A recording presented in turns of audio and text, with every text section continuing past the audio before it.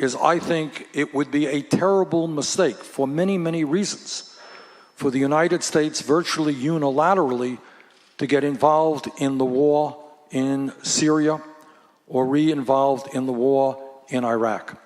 And the nightmare is that we send our troops in there in combat, they come back in caskets, we send more troops in, a plane gets shot down, we send more planes in, and 20 or 30 years from now, we're still talking about how we get out of the quagmire in that region of the world. I agree very, very strongly with King Abdullah, who is absolutely right. What is going on there is a struggle for the soul of Islam. There are millions and millions and millions of Muslims who detest and are disgusted with what ISIS and other extremist groups are doing. But now they are going to have to get into the process. It is their troops that are going to have to be on the ground. We should be supportive, and I support President Obama's efforts with airstrikes, with special forces. But the leadership must come from the Muslim nations.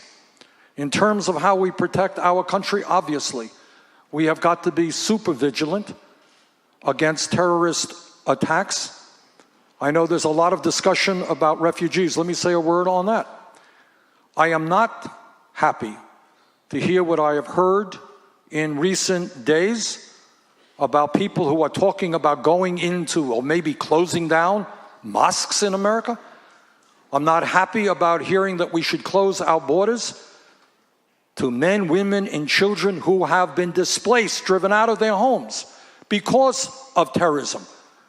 And I believe that, yes, after thorough screening, which we have the capability of doing, working with the rest of the world, we should accept refugees from that region. That's the moral thing to do, and accepting refugees is what America has always done, and I think it's improper to turn our back on those people now.